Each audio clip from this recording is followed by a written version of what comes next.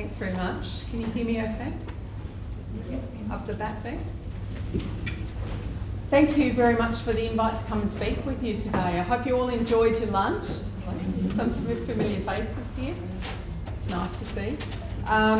It's a tough gig going after lunch. I'll try not to be too talking at you, and please, use the opportunity to contribute where you want to, and disagree or agree or give examples where you want to do as well.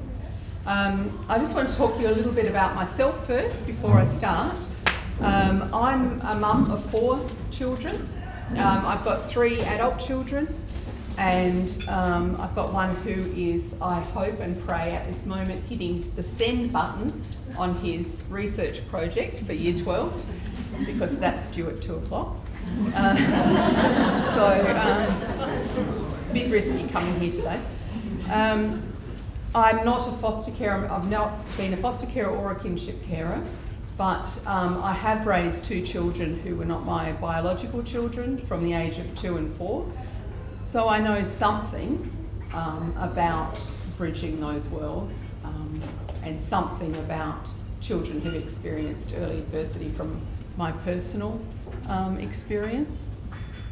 But from my work background, I'm a psychologist by background, and I always say, please don't hold that against me, because I have evolved since my psychology training.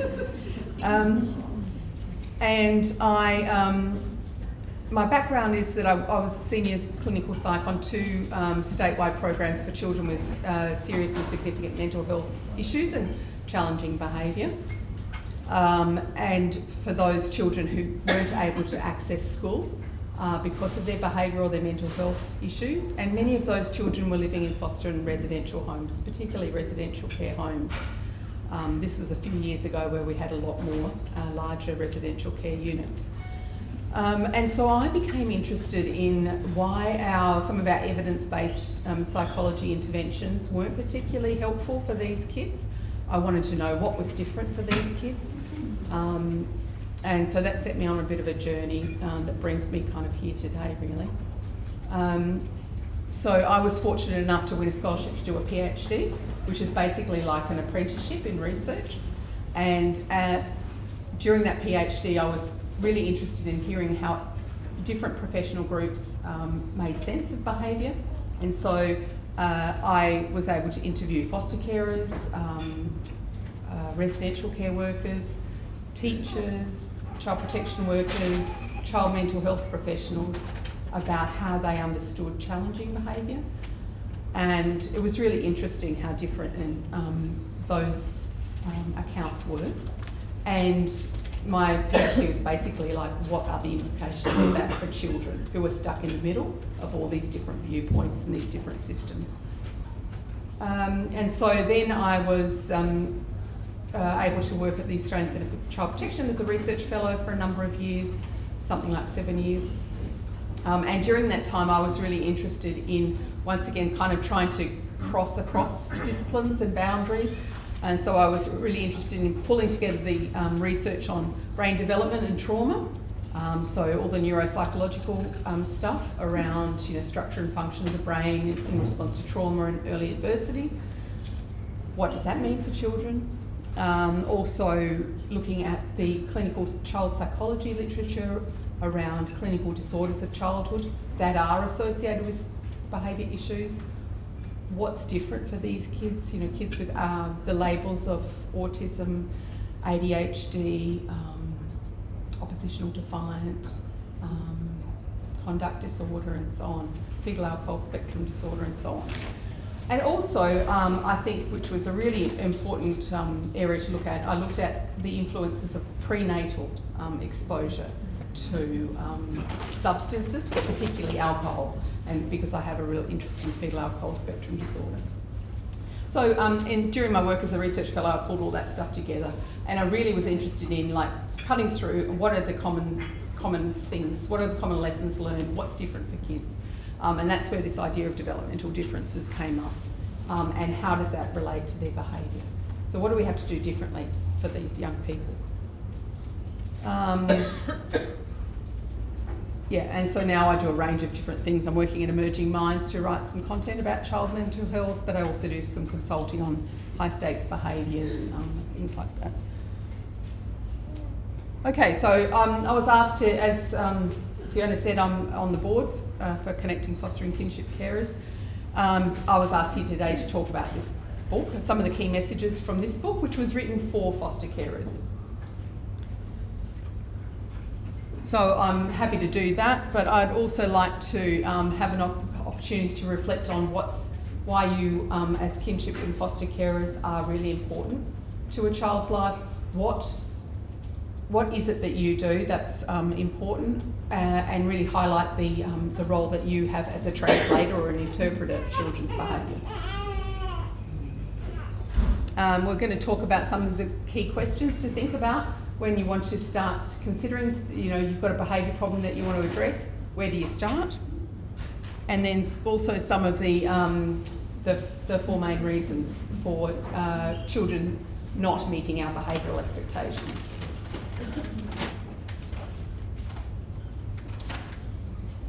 So I'd like to start by asking you to imagine that you were transported magically from everything that you know from your home, from your family, and placed in the middle of a foreign country, in the middle of a big foreign city, where you are surrounded by people that don't speak your language.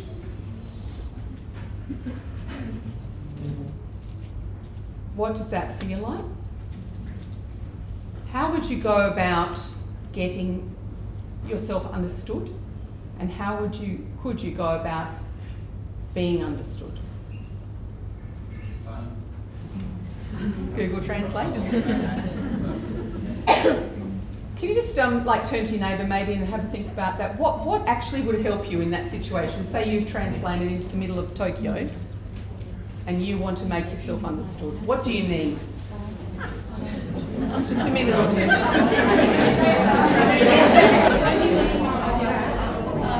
What kind of things would be helpful to you to making yourself understood? Yep. Me? Yeah. The language? Yeah, knowing the language, yeah. Visual aids. Yeah, visual aids, yep. Yep, awesome. Yep, gestures, sign language. Just taking a deep breath and thinking instead of panicking. Yeah, yeah. When I think about, smiling, yeah, the universal language, yep. Yeah. Just go to the library and ask. Yeah, ask for They're help. supposed to know everything. Different language. Find someone who can speak the language, yeah. Awesome, I'm sure there's lots of other ideas.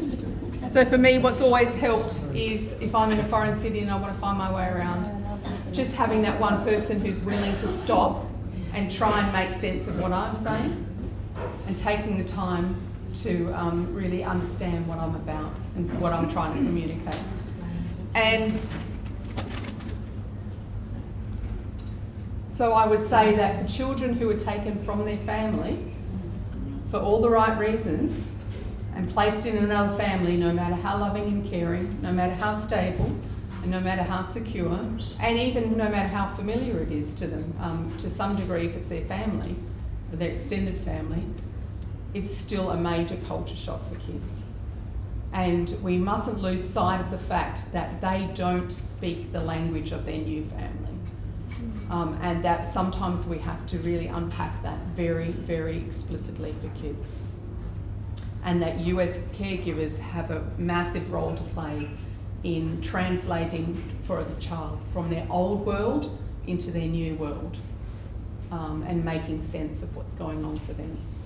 Every family has a different rhythm, a different rituals, different routines, a different sense of history, all of which is new to that child when they enter your family.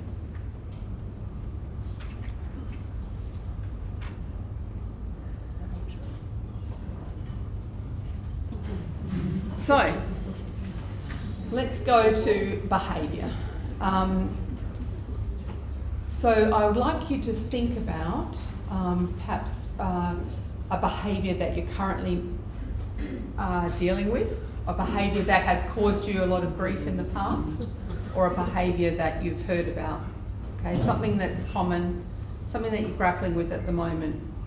because one of the most common reasons that placements come under strain is this issue of behaviour.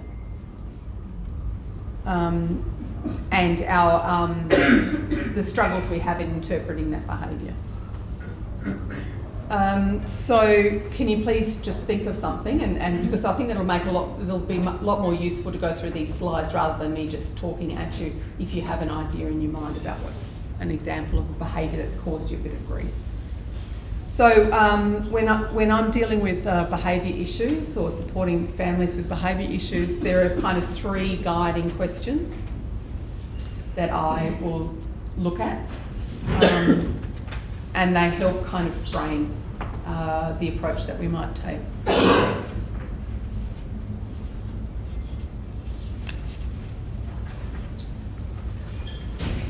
Okay, so the first is, are we dealing with a behaviour, or are we dealing with behaviours that are actually a trauma, a re-experiencing or a reliving of a trauma? So, this is where people might take issue with what I have to say, but I'm going to say it anyway. And that is that trauma is a word that's really overused when we talk about children in out-of-home care. We talk about complex trauma, developmental trauma, attachment trauma, trauma and loss. What trauma is and I'm probably talked about this earlier today, is an event or an experience that overwhelms our capacity to cope. And usually, typically for kids, it's something where they thought they were going to die or get harmed, or they thought that their mum or their dad or someone that they cared for was going to die or get harmed. And that's just massively overwhelming. And trauma is processed in a very different way. So you cannot, I guess the message is, it is learnt, it is, the trauma connection is made using different pathways of the brain, and so it has to be unlearnt in that same way. So in other words, you cannot consequence trauma, you cannot behaviour manage trauma, you cannot shape true trauma related behaviour. And don't let anyone tell you that you are responsible for changing that behaviour, because that is the job of a professional to do that. So one thing that really annoys me is when I hear foster carers, and probably kinship carers as well, get told that children's behaviour will get better as they get more attached to you. So that may be true, but if you are dealing with a trauma-related behaviour, which is a child reenacting, reliving that very real experience in the here and now as it was in the past, that's trauma. Okay, you cannot behaviour manage it. You cannot, it's not going to, although safety helps, it's not going to take away that experience. Does that make sense? And I think that's a really important distinction to make, because we use the word trauma just too loosely. Sarah, Yep. sorry, what about babies that come into your care basically week one? Does trauma behaviour, is that part of their experience?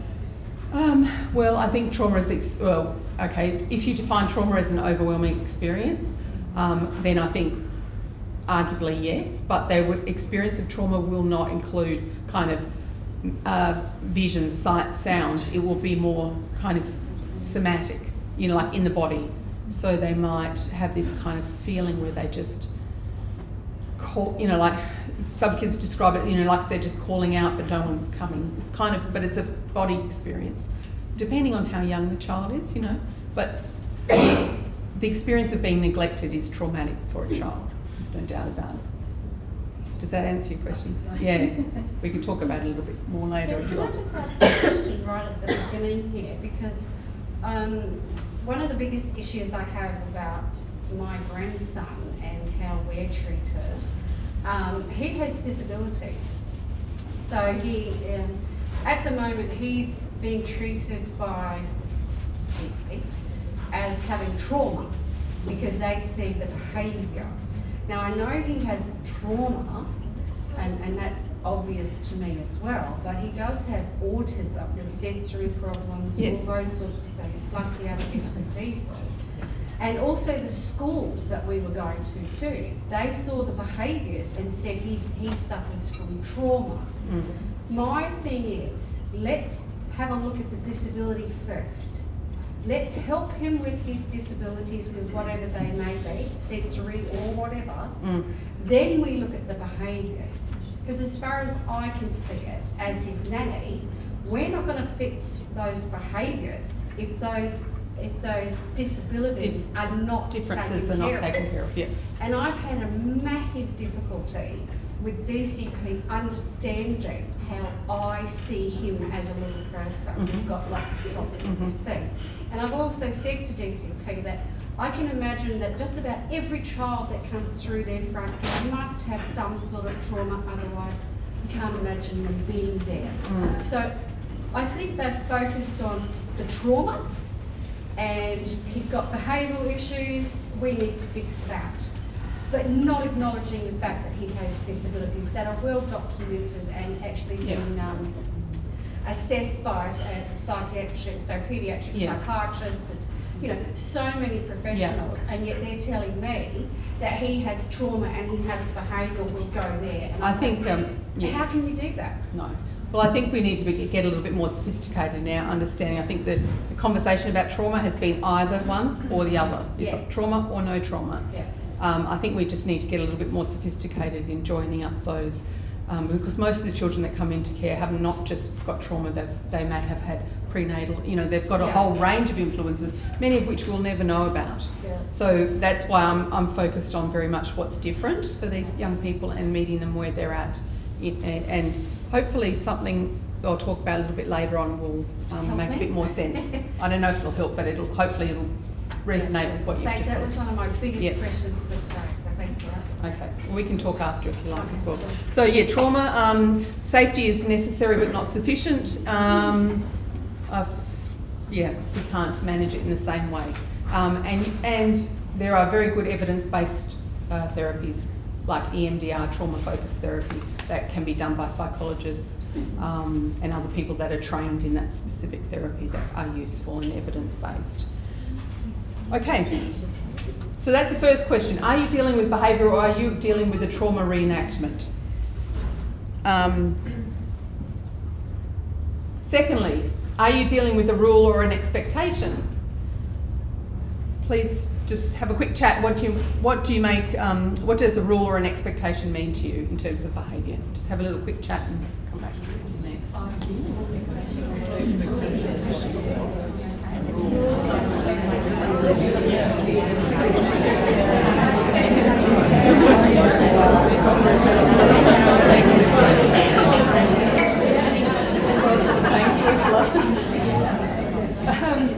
Rule versus expectation when it comes to behaviour. Why is it important to make this distinction? Who wants to say something about that? No one? No? We just said, you know, sometimes a rule can be black and white, whereas an expectation can come with a whole layer of emotions, disappointments, grey areas, perhaps. Yeah, sure. Yeah. When a young lad, you know, you've had him for 3 or 4 years, and he doesn't say sorry, thank you, and he sort of thinks that is expected, like, because you've taken over when, you know, since you're so 9, and he just doesn't. You can do anything you want, but he won't say thank you, sorry. What do you do? And when you say, why don't you say thank you? He just doesn't care. I don't care. So what do you do? Okay. Well, thank you for that. I'll get back to that hopefully. So, I think a rule is less negotiable and an expectation is negotiable. Awesome. Yep. Who makes rules and expectations? Okay. From an expectation perspective, a rule is like the children go to school. That's the rule, but you sort of expect them to put in maximum effort if possible. You expect them to do homework, but it's that's an expectation. It's not that. Awesome. We've probably said much the same thing about rules being more overt. And expectations can be sort of value-based, culturally influenced, can be covert. Okay, awesome. Yeah. Yeah, in the same way what Charlie's saying, like rules to me can be gamified because kids You understand have to translate rules. that for me, but I don't know what it Well, is. kids know rules Yeah. just because they play games, they play board games, Right. everything. Yeah. There is codes of convention. Yeah. So you can that doesn't necessarily seem like it's punitive or like that there's even doesn't have to be a serious Yeah. element to it. Yeah. While expectations, the boundary might change. Yeah. And that's where you might say, oh no, this is a different area Yeah. where you might cross Be more I think fluid. you cross the line. Yeah, Yeah. okay. Yeah. I think Awesome. with rules, like they do what you say. Mhm. Expectation, you're expecting a certain behaviour from them. Okay. I need to say something. I think rules and expectations, they have to go together. However, when we expect of that rule that we have followed, it's very disappointed when we don't have the expectation that we have. Yeah. And that Okay. is So I'm hearing all another. the values and like Yeah. emotions tied to expectations a bit more. I think a lot of the time expectations are something we hold ourselves to, but rules are what we know others expect of us. Yeah, more socially determined. Okay, sorry, one more. Yeah, go Sue. I think rules are explicit and stated, and expectations aren't necessarily. And often the problem with that, and I think what you said there, COVID, is we don't often understand that the expectations we have until they're not met. And then sometimes we So realise something's that they don't. somehow they've overstepped the mark, and that Yeah. kind of we know. How do we know it? In our values are transgressed, or our emotions are triggered, or something like that. Yeah. So I think. Sorry, one more. I think we have to be very careful with rules and expectations, that we are not setting a child up to feel like they have failed. Yes, awesome. Okay. So many great points. I'll just tell you how I see it, and you can agree or disagree. For me, a rule is something that's related to a child's safety. So they're absolutely black and white. Someone said, cut and dry. This is a safety rule. This is not negotiable. This is, this is the way it is.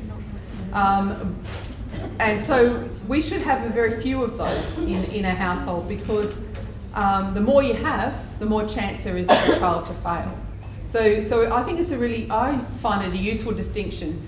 If you're dealing with a behaviour that somehow is upsetting you or distressing you, to ask, is this a rule or an expectation? Is this a safety issue that you absolutely have to win that battle, or is this an expectation that comes with a whole lot of values and beliefs? Does that make sense? So then when we talk about behavioural expectations, they are just that. They're our expectations, what we expect, what we hope for children, what we aspire to, what we hope we will get them to one day. So, for example, manners or things like that are not related to safety, but they're our language. We want the child to speak our language, and we're hoping we're going to help them get there. Does that make sense? Yeah. Anyone have anything to say about that? All right. So we're acting. Our job is to translate our expectations very explicitly for kids. Yeah. And so the way we address expectation is really understanding if there's a behavioural violation that violates our expectation. What's that behaviour about, and how can we help shape that behaviour in the right direction?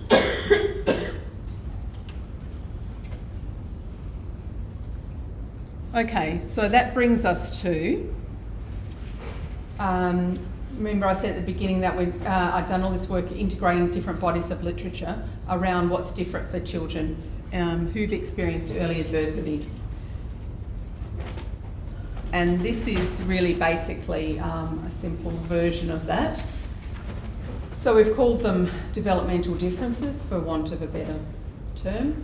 Not less than, not better than, but just different. And so it seems that there's a good body of evidence supporting that, the idea that things could be a bit different. Children who've experienced a lot of adversity could process the world in a bit of a different way. So they may have difficulty with self-regulation. I'm sure everyone is familiar with the child who has difficulty with self-regulation. This kind of self-regulation difficulty can be about what they're feeling inside their body, like hunger, thirst, tiredness. Some kids just can't recognise when that's going on. But it also can be about the sensory world, like we heard about earlier.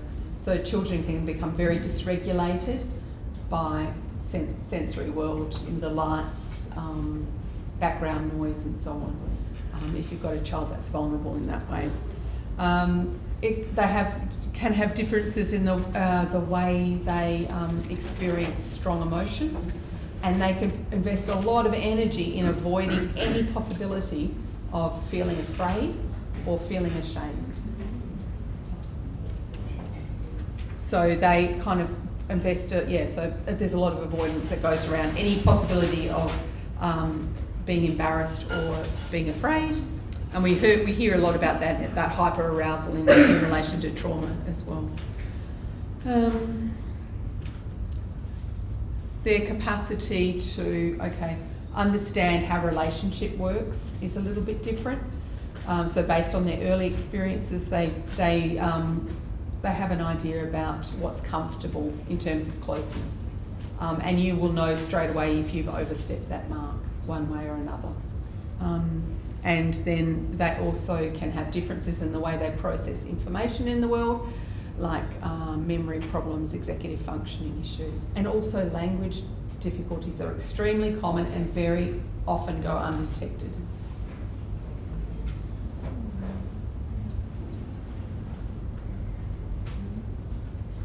So there's 4 broad areas of developmental difference, if you like. And so for the rest of this sort of spiel, we're talking about the 4 main reasons for challenging behaviour, or when a child violates your behavioural expectations. What are the 4 main reasons why?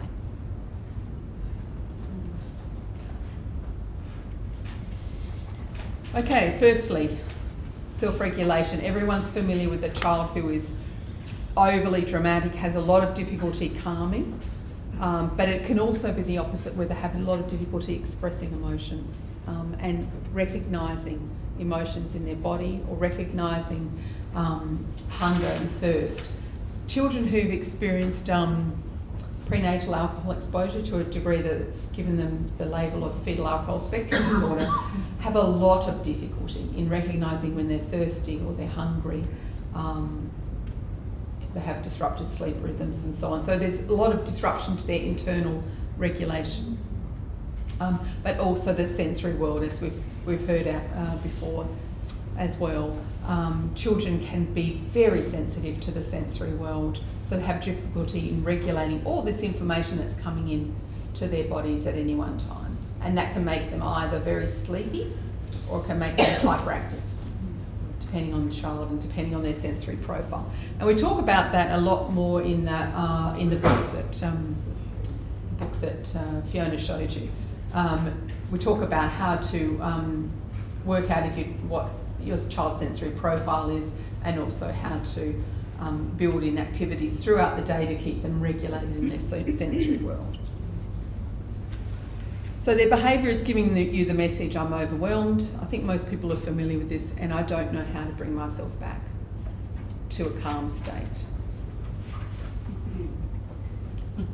With your behaviour in mind, do you want to just have a quick touch base with your table and see if any of these things ring true for your child?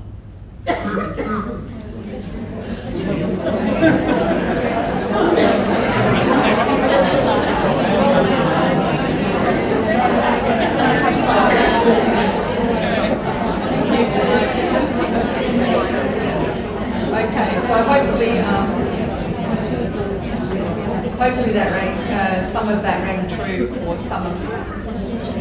And so what we would do in that kind of situations was start to support the young person to recognise their internal and external triggers. We'd look at the sensory profile and we'd try to support them to better recognise their internal cues. And if they can't, then we structure very regular snack and drink breaks throughout the day. So for those children with fetal alcohol, for example.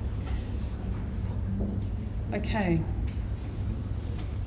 The second reason that a child may not meet your behavioural expectations is around their fear of difficulty in tolerating strong emotions, and particularly feelings of fear, which they are like heightened. They're very acutely aware of possible danger. They see danger where there may not be danger, and so that's a very common kind of thing that we kind of try and support kids with, is to distinguish between here and the past, where things were maybe dangerous, but here that they're not, and so getting them to recognise how they respond to that. What happens if it's the opposite? Sorry to interrupt. What happens if it's the opposite, like they see danger so they're attracted to that? You know what I mean? Instead of, instead of fear, but it's the opposite. Yeah. So you can get that like in a child who's very disinhibited, like so impulsive. Yeah. So you can get that with some of the childhood disorders.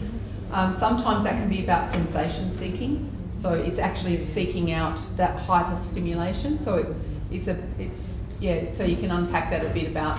It's a bit about emotional regulation. It's a bit about sensory self-regulation as well. So you're dead right. You can get the opposite as well. But yes, fair point. Sorry, Sarah, can I just say that's very much age specific though, isn't it? Like in the sense that if a child is 4 and goes to run out on the street, obviously they're not aware of the safety issue there. But if a child's 10 and is running out the street, or 12, then you've got other issues there. Yeah, that's absolutely. a whole different. Yeah, that's a good point. Put the developmental lens on it. You really have to understand in ages, and that's why in a presentation like this, just talk in general terms. But you're absolutely right. Yeah, what you would expect of a 4-year-old is different than a 10-year-old. Okay, but the one I think we don't focus enough on is shame, feelings of shame. So they might avoid anything where they could fail, that they could expose themselves to humiliation, or that they feel like they will be embarrassed or humiliated even if people don't feel that way towards them. So kids can be quite, this can be quite entrenched in young people. So what else did I want to say about that?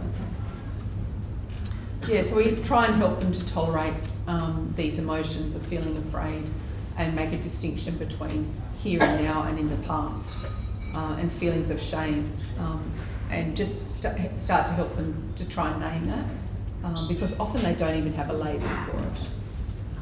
Sarah? Yeah. One of the things that my granddaughter's psychologist said in Kindy was that was really helpful to me was that every time somebody new comes into the room, my granddaughter's seeing it about safety. So her whole focus is, am I safe? What's going on? And so if anything changes, there's a new person in the room, or there's an incident going on. So she taught the teachers to be, if something happens or something changes, to be aware that Izzy's a participant. Child is a participant. Cone of silence about naming. The child is a participant in that, and you actually need to respond to them as a participant. And so that was really interesting to me to think about how hard it is to learn when that's what you're doing the whole way through. And she has what I see is a really clever mechanism, which is to go up to a person in the room and say, hello, this is my name, what's your name, what are you doing here? And to engage with them, and that can be seen as that kind of disinhibited, but I see it as her creating safety for herself. Because she's taking control of it. Yeah, and she's certain there. It's not uncertain, it's certain. Yeah. And that's the other thing that goes alongside this, is this intolerance of certainty and this control stuff that goes along with that. Thanks, Sue. Okay, this is a little bit trickier to understand, I think, but the most frustrating thing when I talk to foster parents is around behaviour that's about managing the distance between them and a significant adult. Normally it's their foster or kinship carer. So that's like, an example of where this might happen is you're having a great old time on the couch and all of a sudden it's sabotaged. Or you might find this kind of behaviour when you're feeling sick or run down, or low in energy, then this kind of behaviour will come up.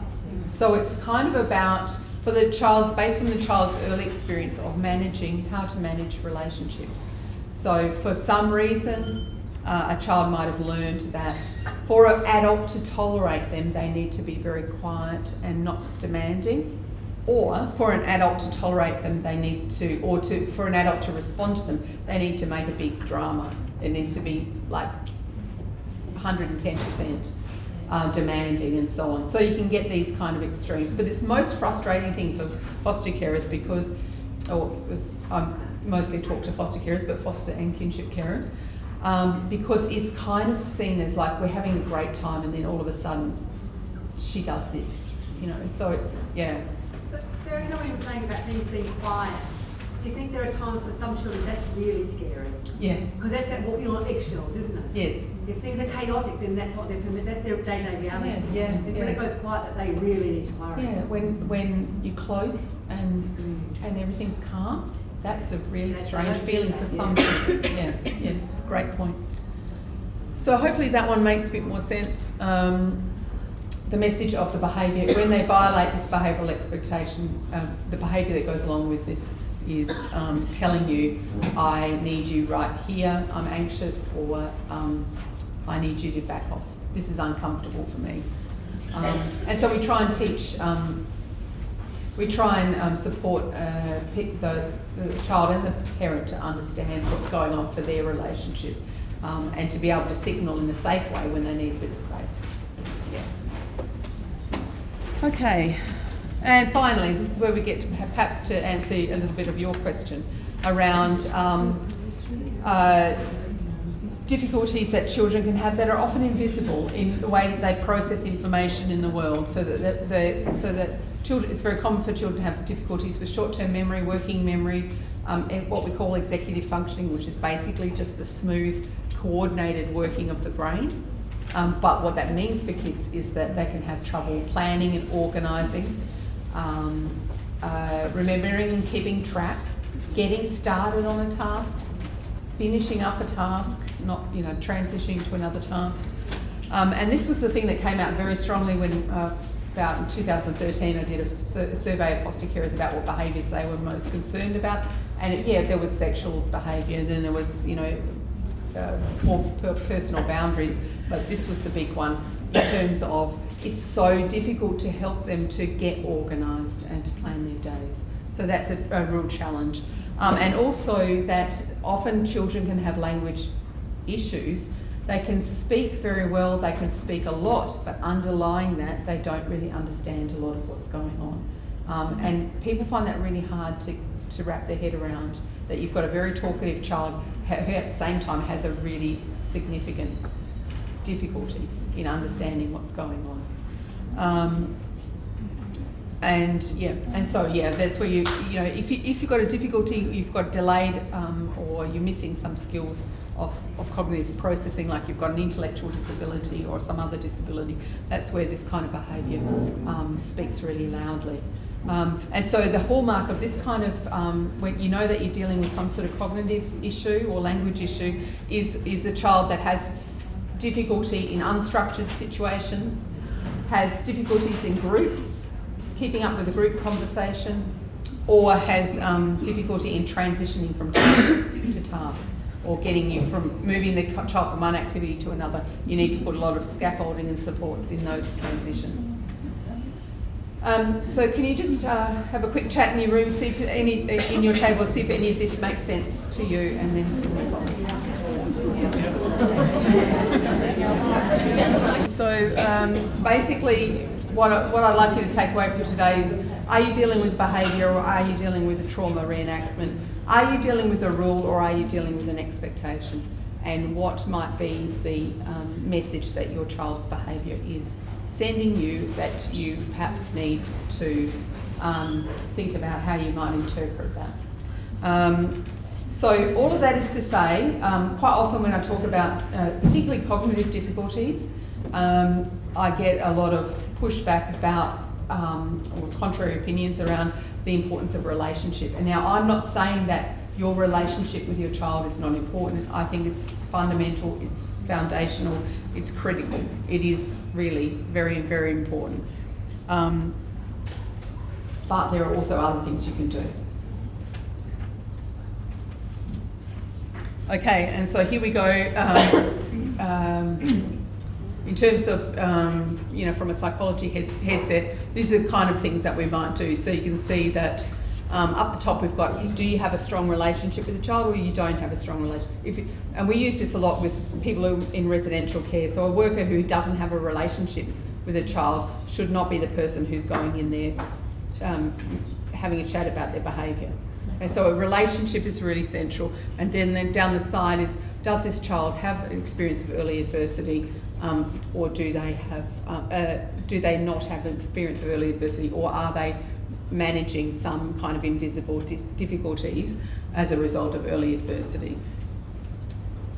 So what I mean to say, really emphasise, is that relationship is central, because if nothing else, it gives you a whole lot more options in terms of managing behaviour.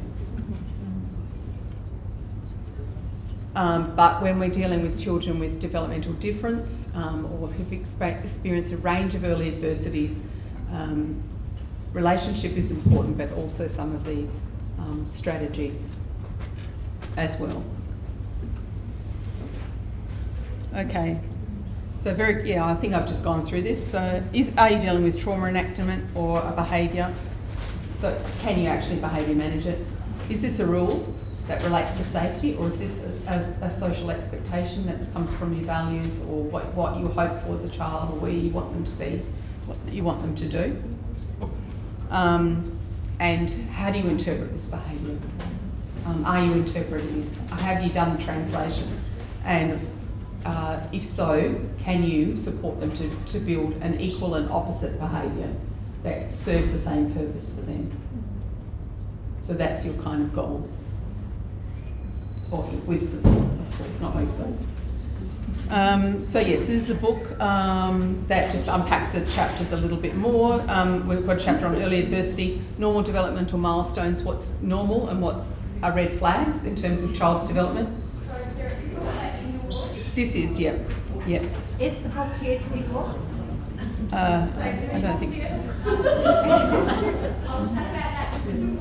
Fiona has all the intel on that. I'm useless at self-promotion. Sorry. All those. So those labels that we talk about: sensory regulation, language, emotional regulation, executive functioning, social information process. It gives you some unpacks, particularly sensory regulation, how you actually go about supporting a child with sensory issues, and language as well. And just to say that, yes, to emphasise the fact that this was developed.